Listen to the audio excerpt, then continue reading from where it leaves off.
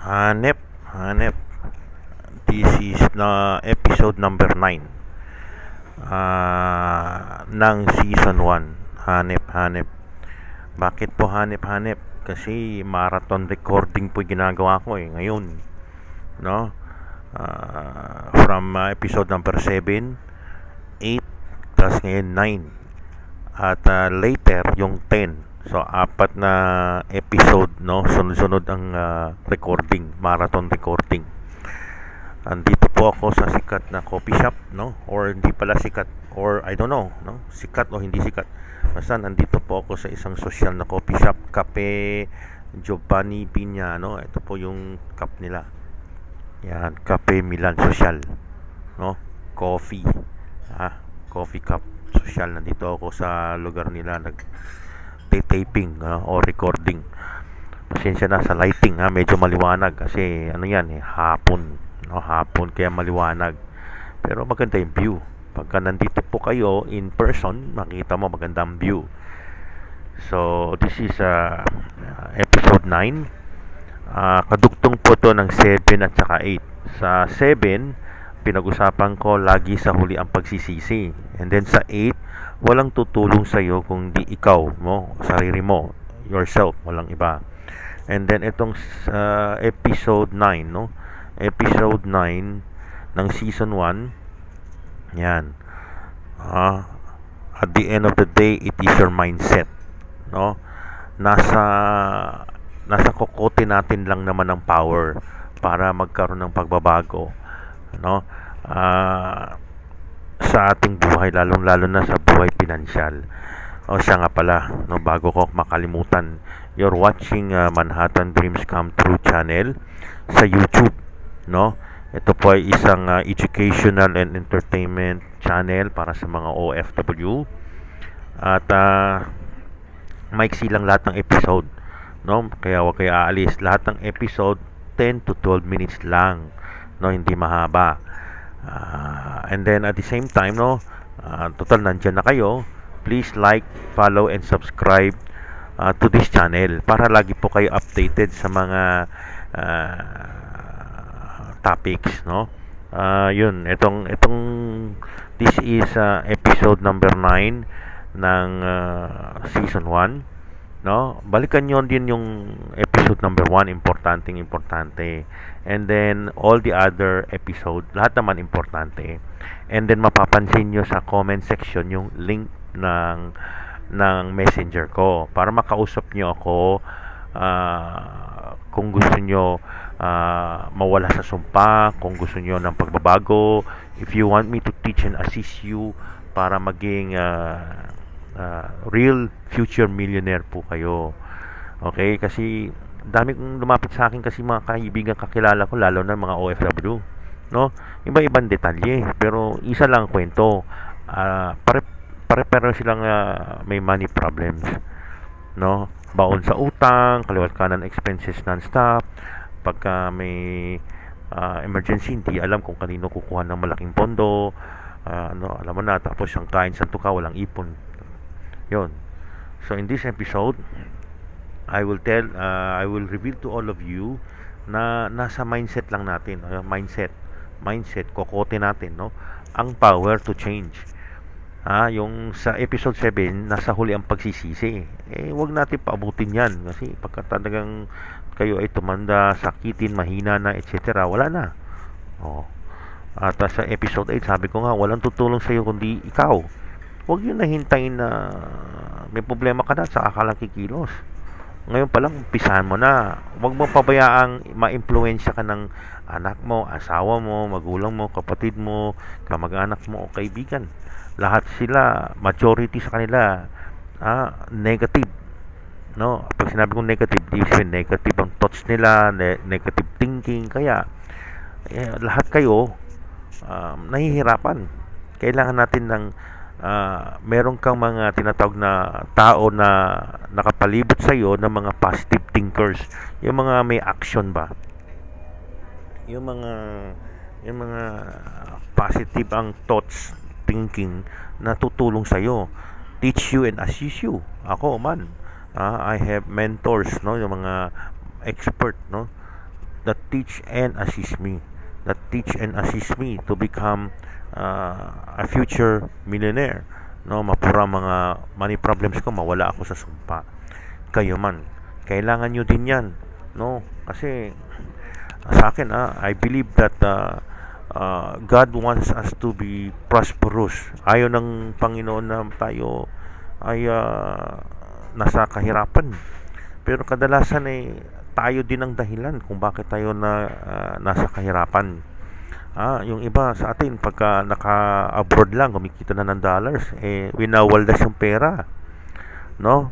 Meron man mga religious or spiritual, nagbibigay nga daw ng tithes and offering. Pero yung balanse naman, kung saan-saan na ginagamit, o di wala. At the end of the day, zero balance. Pagka tumanda na, wala na. Di na alam. Kaya ba ng pananampalataya, no, kumbaga, sa pananampalataya ba tayo aasa what I mean is, magagalit ang Panginoon kung pananampalataya ka pero hindi ka ma-action. Yun ang meaning ko. Pasensya na po sa mga people who said they are Christians, ha? I'm not saying na mali ang by faith, no? I'm not saying na mali ang by faith. Tama, by faith, pero kailangan may action. 'Di ba? Ang isa sa mga disciples or apostle of Jesus, sabi ni James, no? Faith without works is dead. Kung ang pananampalataya walang gawa, wala, dead. 'Di ba? Patay. So, yun. I would like to encourage all of you na panahon na, huwag na kayo magpatumpik-tumpik kasi nasa huli ang pagsisisi talaga. Ako, mid-50s na ako. Late ko na na-discover yung formula, pero awa ng Panginoon, may pag-asa pa tayo. In 2 years time, lahat po tayo. 2 years, kaya yan. Palitan lang natin yung mindset, yung kokote, yung laman ng isip natin. And I believe we will be able to erase our money problems and become real future millionaire. Milyones ang nakalaan para sa atin. Hindi mo lang alam.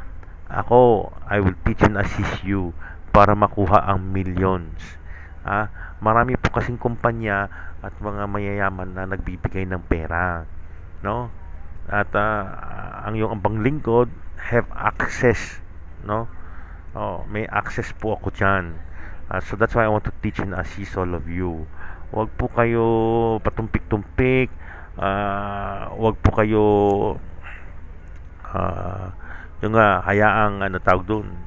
Huwag kayong hayaan kung kailan, alam mo yung, kasi hindi na natin mababalikan ng nakaraan Ang bilis ng takbo ng panahon. Tingnan mo, nasa July na tayo. If you're watching this video, ni-record ko po ito sa July 1, 2024. No? O di, ang bilis. Kalahating taon na ang June ng 2024 na. Ang bilis, July 1. 6 months na lumipas na ang 2024. So mga nanonood dito sa episode na to, hindi nyo alam, konting pikit lang, baka tapos na naman ang taon ng 2024. Di ba? Ano gusto nyo? Ganun na lang palagi ang buhay nyo. Nasa sumpa. Walang nangyayaring pagbabago. Nasa iyo, nasa kamay nyo, nasa power nyo, ikaw at mismo. Huwag kayo hayaan pati sarili mo mismo ang magsasabi sa iyo, hindi pwede. Kailangan kumilos po kayo. I'm telling you, kumilos po kayo. This is your chance. Do not waste your opportunity. 10 episode po ito, lahat-lahat para sa season 1. Pero more episode to come. Meron tayong season 2, season 3. Kalooban ng Panginoon, we will have more season for this channel and more episode for this channel. And I will teach and assist you. Libre naman po ito, nasa YouTube, no? Soon we will be available sa iba't ibang social media or social network platform. At laging panoorin nyo lahat ng mga episode, no? Very short lang, very short. Um, Ewan ko kung nabanggit ko sa inyo, no? Ako yung abang lingkod, El Capitan Larry Chan, your life and career coach or consultant. Okay? I will teach and assist you kung ano yung tinuro sa akin, ituturo ko sa iyo para mabura ang mga problems nyo. May formula po ito, may formula. Panibagong pag-asa. Ang mga yung ano ba, yung mga susunod sa formula na experience ko, no? This formula can change your life, no? 2 years lang. I am very confident 2 years. Mababago ang buhay financial nyo. Kaya okay, huwag kayo magpapadala sa sabi-sabi ng iba, mag-anak, kaibigan, kapamilya, minsan pati anak nyo, magulang nyo, asawa nyo. No, kasi kinabukasan mo ang nakataya. Sinong tutulong sa'yo? Wala eh. Walang tutulong sa'yo. Ikaw din. Oh, huwag mo hayaang bigyan kanila ng negative thoughts. Mindset po ito. The power of the brain to overcome your problems. Yan ay gift ng Panginoon yan eh. Ang brain natin bigay ng Panginoon. Kaya huwag nating sayangin ang pagkakataon and then the mindset para ma-overcome natin. God give us wisdom. We must use it to overcome our problems. Yan po, ha. So, I wait for you sa messenger ko. God bless.